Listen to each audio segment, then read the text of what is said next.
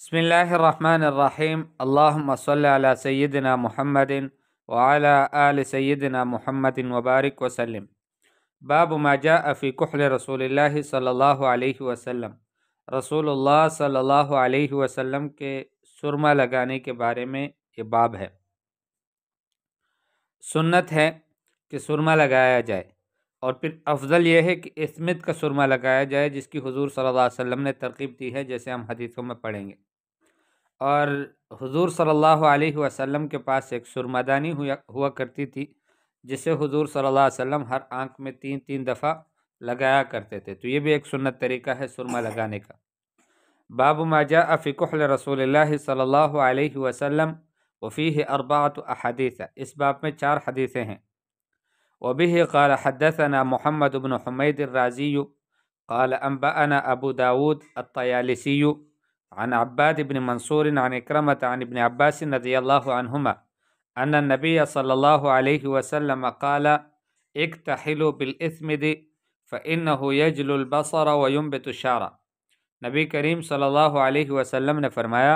تم اسمد سرما لگایا کرو، اس لیے کہ یہ سرما یجل البصر یقوی البصر، آنکھ کو تیز کرتا ہے، بینائی کو تیز کرتا ہے، وینبت الشعر، اور پلکوں کو اگاتا ہے، پلکوں کے جو بال ہیں ان کو اگاتا ہے۔ وزعم ان النبی صلی اللہ علیہ وسلم له مکحلۃ، اور ابن عباس رضی اللہ تعالیٰ عنہ کا خیال یہ تھا، اور انہوں نے یہ کہا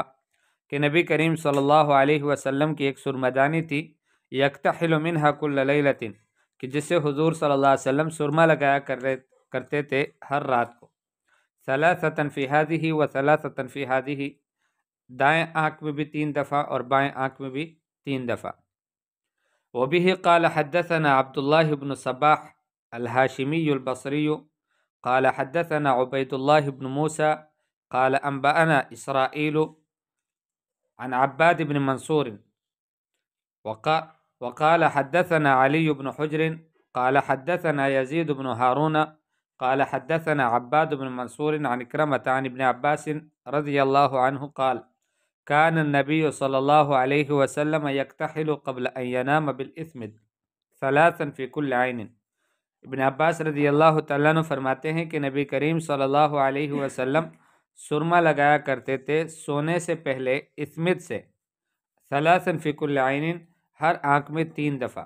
تو ہر آنکھ میں 3 دفعہ حضور صلی اللہ علیہ وسلم سونے سے پہلے سرما لگایا کرتے تھے۔ ویسے کسی بھی وقت لگایا جا سکتا ہے، لیکن سونے کے وقت زیادہ بہتر ہے، اس لیے کہ اس سے ایک تو زیادہ دیر تک باقی رہتا ہے آنکھوں میں، اور دوسرا وہ سرایت کر جاتا ہے، اندر چلا جاتا ہے، یعنی جو مقصود ہے سرما لگانے سے وہ احسن طریقے سے ادا ہو سکتا ہے۔ وقال یزید بن ہارون فی حدیثہ، یزید ابن ہارون نے اپنی حدیث میں یوں بھی فرمایا، ان النبی صلی اللہ علیہ وسلم كانت له مکحلۃ یکتحل منها عند النوم 3 في كل عین، کہ نبی کریم صلی اللہ علیہ وسلم کی ایک سرما دانی تھی، جسے حضور صلی اللہ علیہ وسلم سوتے وقت 3 بار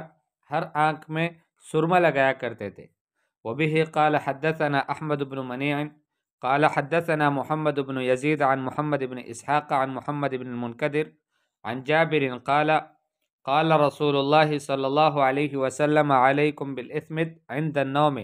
فإنه يجل البصر وينبت الشعر۔ رسول اللہ صلی اللہ علیہ وسلم نے فرمایا کہ تم اسمد لگایا کرو سوتے وقت، یہ سرمے کا نام ہے، فرمایا کہ اسمد سرما لگایا کرو، اس لیے کہ یہ آنکھوں کی بینائی کو مضبوط کرتا ہے،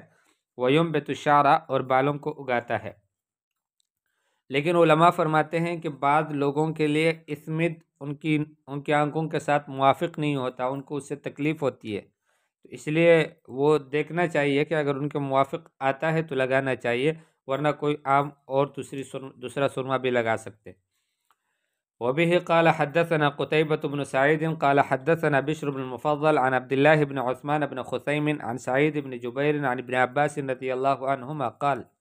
قال رسول الله صلی اللہ علیہ وسلم ان خیر اکحالکم الاسمد یجل البصر وینبت الشعر۔ ابن عباس رضی اللہ تعالیٰ عنہ فرماتے ہیں کہ رسول اللہ صلی اللہ علیہ وسلم نے فرمایا، تمہارے سرموں میں سے سب سے بہترین سرما اسمد ہے، یجل البصر بینائی کو تیز کرتا ہے، وینبت الشعر اور بالوں کو اگاتا ہے۔